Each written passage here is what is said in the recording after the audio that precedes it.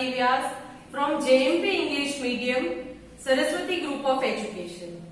Today I am here to teach you Social Studies for Grade 4 and we are conducting this session for Chapter 2, the Northern Mountains and the Northern Plains, and this is my session number 3 for this chapter.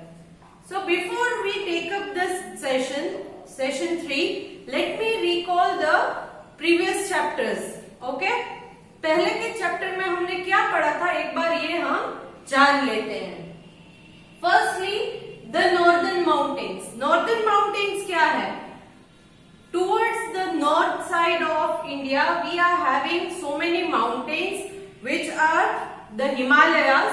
Okay, and these are called the Northern Mountains. These are called Northern Mountains because they are located towards the north. North में इसीलिए Northern Mountains कहते हैं. Okay, now the length of these mountains is 2,400 kilometers. That is from Jammu and Kashmir to Arunachal Pradesh. Jammu Kashmir से लेकर अरुणाचल प्रदेश तक की जो length है वो 2400 किलोमीटर्स है and width is 200 kilometres to the east. East में 200 किलोमीटर है और जम्मू कश्मीर के साइड में मतलब towards the west it is 500 kilometres.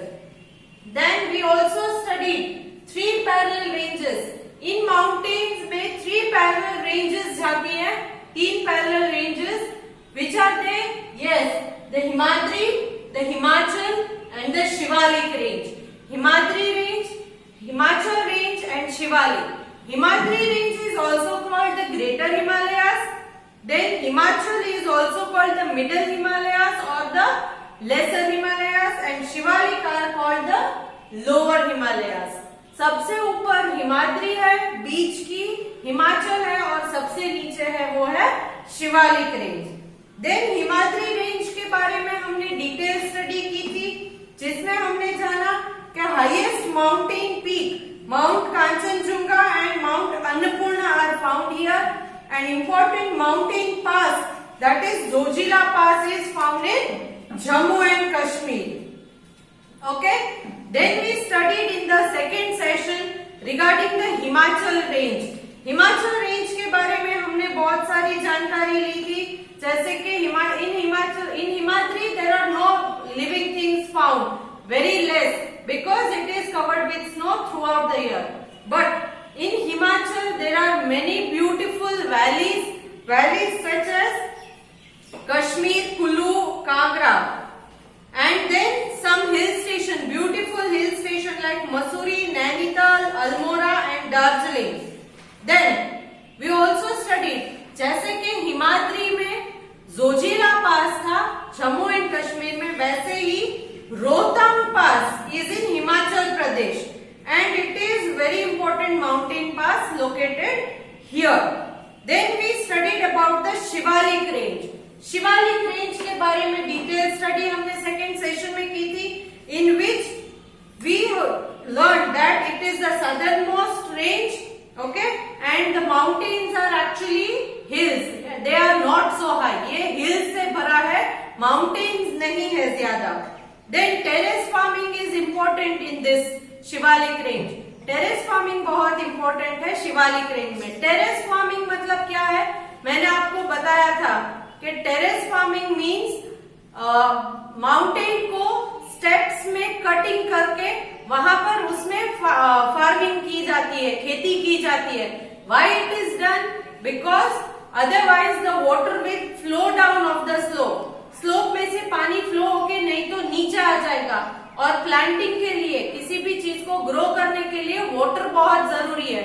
अगर वाटर फ्लो होके स्लोप में से नीचे आ जाएगा तो पौधों को मतलब these plants will not get water if it flows down. So they cut these mountain into steps. Okay, that is called terrace farming. Then the region to the south of Shivalik range is called Tarai. Region to the south of Shivalik range. Shivalik range से जैसे जैसे नीचे आते जाओगे towards the south आओगे तो उस reason को तराई कहते हैं. तराई मतलब from where the mountains start. or from where the hills start. Then we also learned the importance of Himalayas. Himalayas के इंपॉर्टेंस के बारे में हमने पढ़ा था. हिमालयास क्यों इंपॉर्टेंट है? फर्स्ट थिंग, हिमालयास इंडिया के नॉर्थ में है. इस वजह से क्या है कि ऊपर टुवर्ड्स द नॉर्थ एशिया में से जो भी कोल्ड विंड ब्लो होती है वो उसे ब्लॉक कर देता है. कोल्ड विंड को ब्लॉक कर देता है. Correct? Then it does not allow the rain bearing clouds or rain bearing winds to move away from India. वो खड़ा है, इसीलिए इंडिया के ऊपर से जितने भी रेन बेरिंग विंड है वो फ्लो होके बहकर चले नहीं जाते हैं towards Asia. It blocks them. वो उसे इंडिया में ही ब्लॉक कर देते हैं ताकि इंडिया में ज्यादा बारिश हो. ऊपर से कोल्ड विंड नहीं आने देता है और इंडिया में से रेन बेरिंग विंड को बाहर नहीं जाने देता है. So India will get good rainfall. Then we also get many things like timber, then medicinal plants and resin. ये हमने पढ़ा था. टिम्बर मीन्स लकड़ी. Timber wood that we use for building and making things. Furniture बनाने के लिए, building बनाने के लिए. बिल्डिंग मतलब आप जो आपने बिल्डिंग के विंडोज है तो विंडो सील अगर देखोगे तो वो वुड के बने होते हैं. तो ये सब then doors and all you find wood in that. So these northern mountains are having many forests, thick forest, and it is also having variety of wild animals. तो इस वजह से टिम्बर यहाँ मिलता है. टिम्बर मतलब लकड़ा. Then medicinal plants. बहुत सारी ऐसे प्लांट्स है, ऐसे हर्ब्स है जो मेडिसिन में हम यूज करते हैं.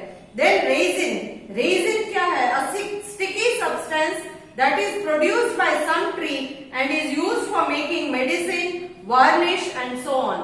एक स्टिकी सब्सटेंस, एकदम चिपकने वाला सब्सटेंस है रेजिन.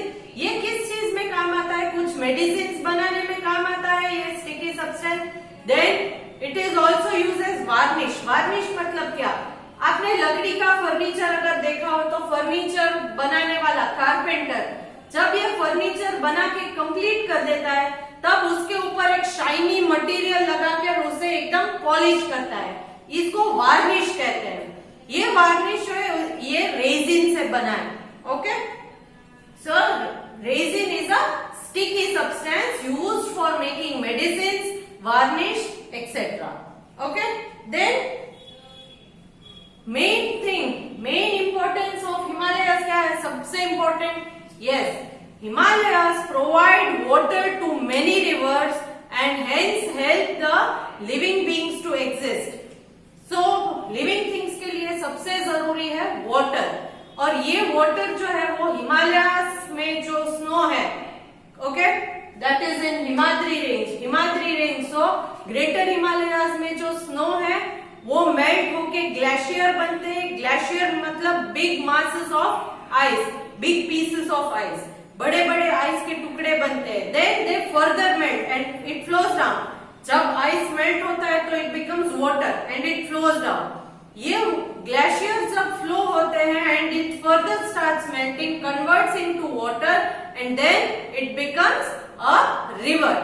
और ये रिवर जो है वो पूरे इंडिया में फ्लो होती है और पूरे साल इसमें से पानी हम लोग यूज करते हैं इन रिवर्स में. So these are the importance of Himalayas which we have already, this much session we have already covered in session 1 and 2. Now today we are starting with the northern plains. आज हम northern plains के बारे में पढ़ेंगे. Northern plains में 3 important basin है: the Ganga basin, the Brahmaputra basin and the Satluj basin. The Ganga basin, the Brahmaputra basin and the Satluj basin. So let us start with the northern plains. Okay students, यहाँ पर मैंने एक India का map लगाया है जिससे it will be easier for me to explain to you regarding the northern plains. Firstly, let me explain to you northern mountains. यहाँ जम्मू कश्मीर से लेकर अरुणाचल प्रदेश यहाँ तक है. यहाँ जम्मू कश्मीर, यहाँ Arunachal Pradesh. So through out northern mountains आते हैं. अब हम नॉर्दर्न प्लेन्स के बारे में पढ़ेंगे. The northern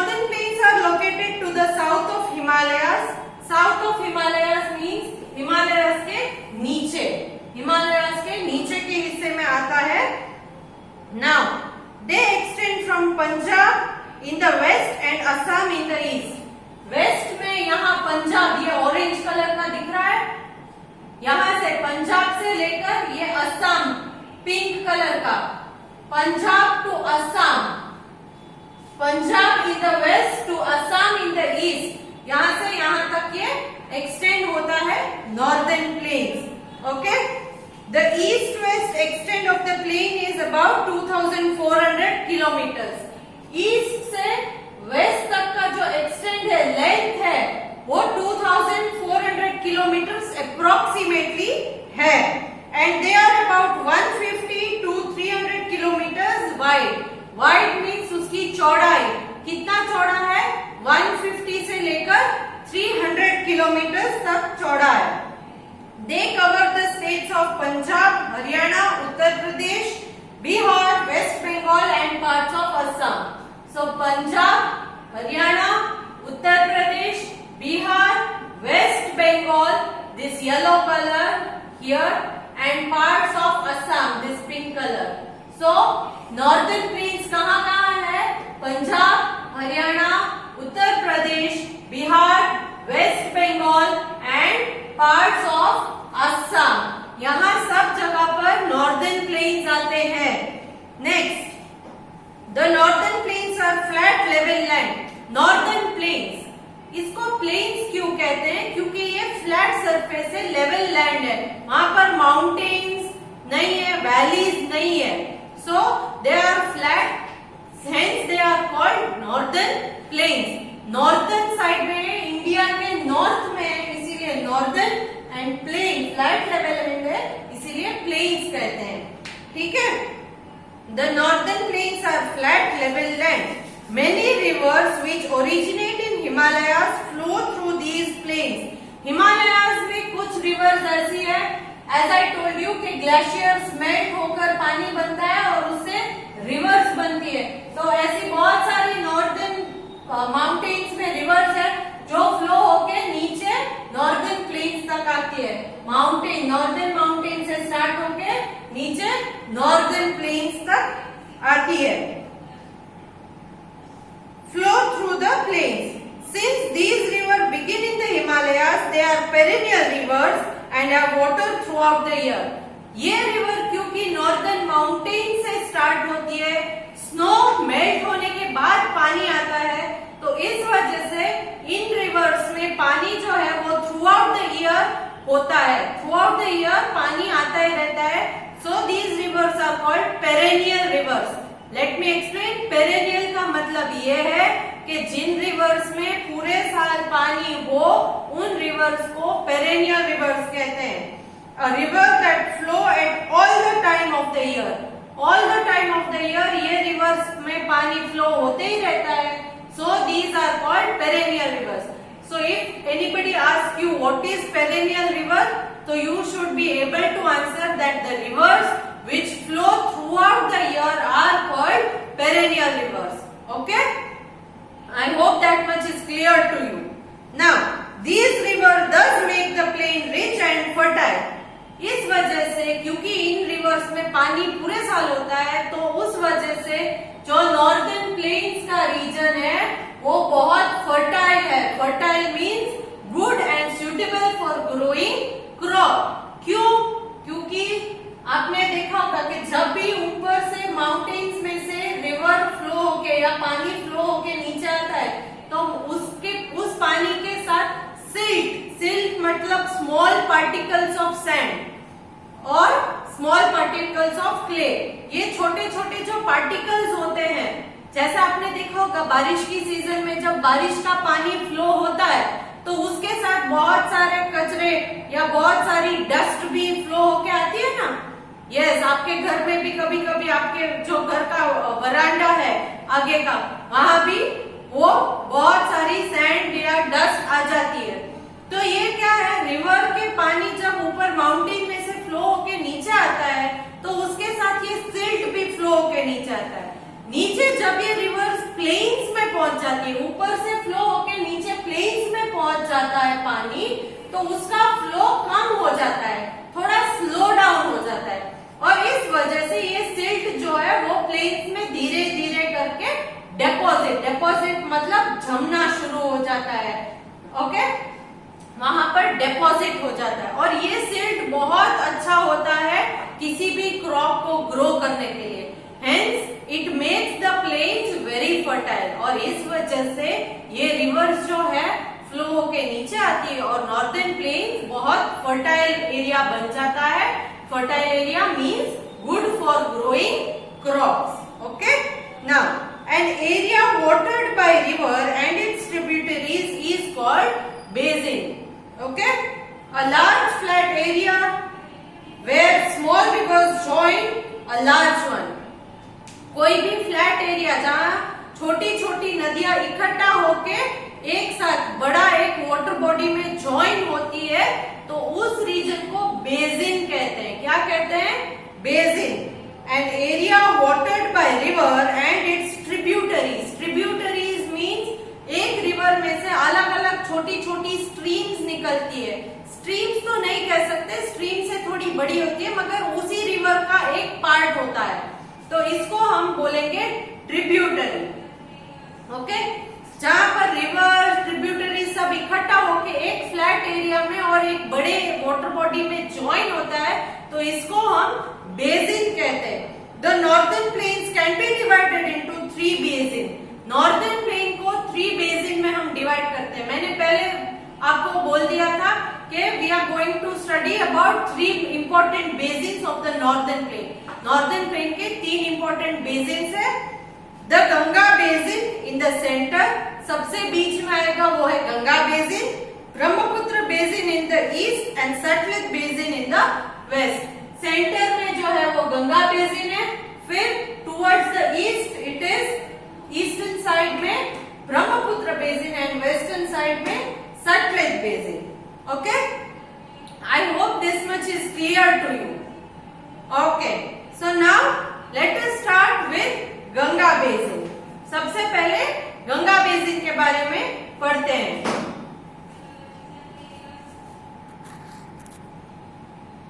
okay, the river Ganga is sacred to the Hindus. River Ganga जो है वो हिंदूज के लिए बहुत सेक्रेड, सेक्रेड मतलब पूजनीय, जिसकी हम पूजा करते हैं।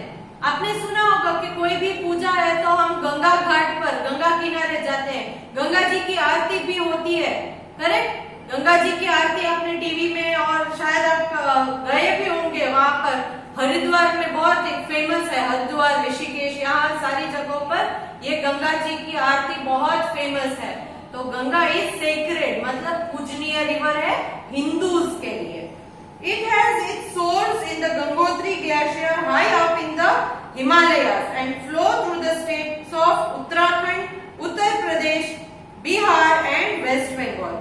इट हैज इट्स सोर्स मतलब इसका बर्थ प्लेस, गंगा जी का, गंगा नदी का बर्थ प्लेस कहाँ है? गंगोत्री ग्लेशियर, जो हिमालयाज में गंगोत्री ग्लेशियर है, वहां से धीरे धीरे गंगा का जन्म स्थान या Ganga starts flowing. River Ganga starts flowing और Ganga river has its source in Gangotri glacier in the Himalayas. और कहां से फ्लो होती है? It flows through Uttarakhand, Uttar Pradesh, see this is Uttar Pradesh, this is Uttarakhand, so it flows through Uttarakhand, Uttar Pradesh, then Bihar, this is Bihar and then West Bengal. So it starts from Uttarakhand, Uttar Pradesh, Bihar and West Bengal. Once again, Uttarakhand, Uttar Pradesh, Bihar and West Bengal. Correct? So यहाँ से ये flow होकर आगे बढ़ती है। The Ganga flow very swiftly down the mountains. जब ये mountains में से नीचे फ्लो होकर आती है गंगा नदी, तब ये बहुत स्विफ्टली मतलब बहुत फटाफट फ्लो होती है, क्योंकि स्लोप है, माउंटेन है, तो it flows very swiftly, very fast. The water में जो स्पीड है वो बहुत ज्यादा होती है। And enters the plain at Haridwar.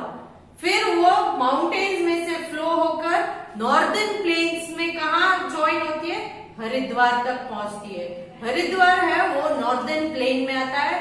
So mountain से फ्लो होने के बाद सबसे पहले वो हरिद्वार में एंटर करती है। Haridwar is a plain As it flow down the plain, it joins its tributaries. जैसे वो फ्लो होके नीचे आती है, वो अपनी ट्रिब्यूटरीज अलग अलग शाखाओं से ज्वाइन करती है. ट्रिब्यूटरीज मीन्स अ रिवर और stream that flow into large river और लेक. रिवर या स्ट्रीम होती है जो एक बड़ी नदी से आकर ज्वाइन करती है, उसे ट्रिब्यूटरी कहते हैं. छोटे छोटे स्ट्रीम या छोटी छोटी नदियां जो बड़ी एक नदी से ज्वाइन होती है, तो इनको ट्रिब्यूटरीज कहते हैं. The Yamuna is the most important tributary of Ganga and joins it at Allahabad. Ganga नदी की सबसे इंपॉर्टेंट ट्रिब्यूटरी है यमुना, और ये गंगा और यमुना दोनों कहाँ आकर मिलते हैं? They meet at Allahabad. Allahabad में गंगा और यमुना दोनों एक साथ आकर एक दूसरे से मीट करते हैं. दे जॉइन टुगेदर, मिक्स हो जाता है उनका पानी. This meeting point of two river is called Sangam. जहां पर ये गंगा और यमुना दोनों एक साथ आकर दे जॉइन, इस पॉइंट को संगम कहते हैं. Okay, it is called Sangam. Once in every 12 years, thousands of pilgrims gather here to celebrate Kumbh Mela. संगम में क्या होता है? 12 years में एक बार वहां पर कुंभ मेला लगाया जाता है, जहां पर हजारों श्रद्धालु आते हैं, हजारों पिलग्रिम्स आते हैं. ओके, आपने शायद टीवी में देखा होगा कुंभ मेला, करेक्ट? तो ये गंगा और यमुना का जो मीटिंग पॉइंट है, ज्वाइनिंग पॉइंट है, इसे संगम कहते हैं. 12 इयर्स में एक बार यहाँ पर कुंभ मेला लगता है. The eastern part of the plain receive more rainfall than the western part. इस प्लेन का ईस्टर्न पार्ट है, वहां पर ज्यादा रेन होता है. वेस्टर्न पार्ट में इतना नहीं होता है, थोड़ा कम होता है. Eastern part receive more rainfall. Most of the rainfall is received during the monsoon, that is June to September. और सबसे ज्यादा बारिश मॉनसून सीजन में, that is जून टू सितंबर में यहाँ पर होती है. Crops grow well here as the soil is rich and fertile. मैंने आपसे पहले ही कहा था क्रॉप्स बहुत अच्छे से ग्रो होते हैं क्योंकि नॉर्दर्न प्लेन्स जो है वो बहुत फर्टाइल है, due to the silt deposited by the rivers flowing from Himalayas. The major crops grown here are rice, wheat, jute and sugarcane. सबसे important crops कौन से यहाँ पर जो grow होते हैं? वो है rice, wheat, jute and sugarcane. Now water is available in plenty as there are many wells and canals. पानी भी बहुत ज्यादा यहाँ पर अवेलेबल है. क्यों? क्योंकि यहाँ पर बहुत सारे वेल मतलब कुएं और केनाल मतलब क्या? मैन मेड स्ट्रीम जैसा बनाया जाता है, जिससे कि जिन एरियाज में पानी नहीं पहुंचता है वहां पर पानी पहुंचाया जा सके. तो इस एरिया में पानी बहुत ज्यादा है, कुएं और केनाल से भी बहुत सारा पानी पहुंचाया जाता है. The Ganga basin is the most densely populated part of India and is home to millions of people. Densely populated part of India है Ganga basin. Densely populated means बहुत सारे लोग यहाँ पर रहते हैं, बहुत सारा population है इस एरिया में. क्यों? क्योंकि millions of people यहाँ पर रहते हैं. Many important cities such as Rishikesh, Haridwar, Delhi, Agra, Kanpur, Allahabad, Ayodhya, Patna, Varanasi and Kolkata are located here. ये सारे के सारे इंपॉर्टेंट सिटीज है जो यहाँ पर सिचुएटेड है नॉर्दर्न प्लेन्स में या गंगा बेसिन में. सिर्फ नॉर्दर्न प्लेन्स नहीं बट गंगा बेसिन के आजू बाजू में जो इंपॉर्टेंट सिटीज है वो यही है. इन the east lies the Ganga delta. East में इस तरफ गंगा का डेल्टा है. डेल्टा मतलब क्या? A piece of land spread like triangle where a river branches into smaller parts before entering the sea. मतलब के डेल्टा मतलब एक रिवर जो है वो ट्रायंगल फॉर्मेशन में बन जाती है और उसकी अलग अलग ट्रिब्यूटरीज हो जाती है और फिर उसके बाद वो नीचे यहाँ सी मतलब यहाँ पर कौन सा सी आता है? Bay of Bengal. Bay of Bengal में ज्वाइन होने से पहले यहाँ पर वो एक डेल्टा फॉर्म में आ जाती है, उसकी अलग अलग ट्रिब्यूटरीज निकल के ट्रायंगुलर फॉर्म में बन जाती है रिवर फ्लो होके, तो it is called delta. So in the east lies the Ganga Delta, also known as Ganga Brahmaputra Delta, formed by river Ganga and Brahmaputra. इस गंगा रिवर के डेल्टा को गंगा ब्रह्मपुत्र डेल्टा भी कहा जाता है, क्योंकि ये गंगा और ब्रह्मपुत्र दो रिवर से साथ में इकट्ठा होने के बाद, ज्वाइन होने के बाद ये डेल्टा बनता है। This is the largest delta in the world.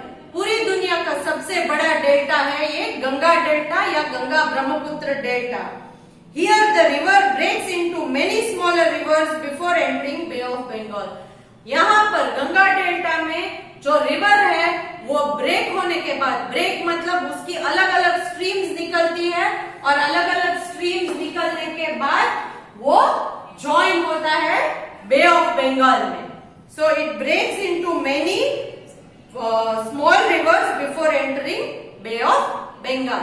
I hope this much is clear to you. So in today's session, we started with the northern plains.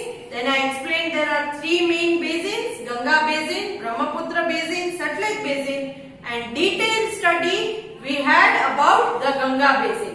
In my next session, I will teach you about the Brahmaputra Basin, the Satluj Basin, and the importance of northern plains. So I hope it is clear. I am sending a fill in the blanks based worksheet to you along with this video. Hope you will solve it by your own self. You can go through the PDF of textbook or just listen to the video once again. You will find all the answers. Bye.